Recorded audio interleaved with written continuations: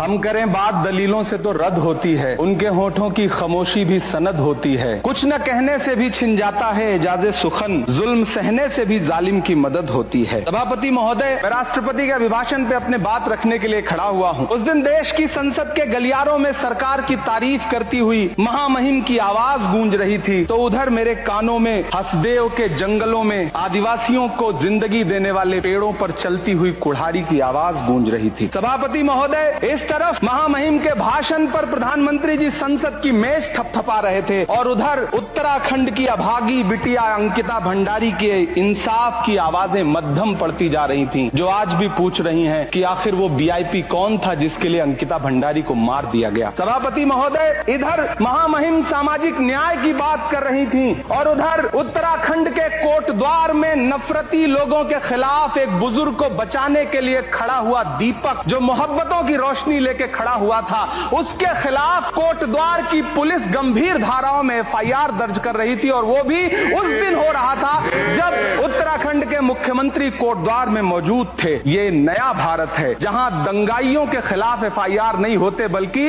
अमन और मोहब्बत की बात करने वालों के खिलाफ एफआईआर दर्ज होता है। ये नया भारत है जहां असम का चीफ मिनिस्टर खुलेआम संवैधानिक प्रोटोकॉल तोड़कर कहता है कि मुसलमानों को इतना टॉर्चर करो कि वो राज्य छोड़ने पर मजबूर हो जाएं। वो कहता है कि अगर कोई मियां रिक्शा वाला 5 रुपए मांगो तो उसे 4 रुपए दो ताकि वो परेशान हो सके। ये नया भारत है जहां बरेली में खाली घर में नमाज पढ़ने पर पुलिस मुकदमा दर्ज करती है।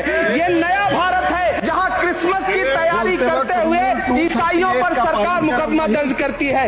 ये नया भारत है जहां जम्मू कश्मीर में नीट का एग्जाम क्वालिफाई करने वाले 50 बच्चों में अगर 42 मुसलमान होते हैं तो फिर मेडिकल कॉलेज की मान्यता ही रद्द होती है और जश्न मनाया जाता है। महामहिम, राष्ट्रपति का भाषण में सुन रहा था। सर, ये नया भारत है जहां मध्य प्रदेश के बैतूल में बच्चों के स्कूल बनवा रहे मोहम्मद नईम का घर स्कूल इसलिए तुड़वा दिया जाता है क्योंकि वो स्कूल बनवा रहे थे। ये नया भारत है जहां कोर्ट का स्टे होने के बावजूद बनारस की दाल मंडी में सैकड़ों दुकानें तोड़ी जा रही हैं क्योंकि रास्ता चौड़ा करना है। सभापति महोदय, मैं आपसे कहना चाहता हूं कि जो पीढ़ी अपने बुजुर्गों को गाली देती है उसके साथ प्रकृति इंसाफ करती है। आज इंदिरा जी और नेहरू को गाली देते हैं, नेहरू को छोटा नहीं कर पाएंगे। नेहरू का साथ आइंस्टीन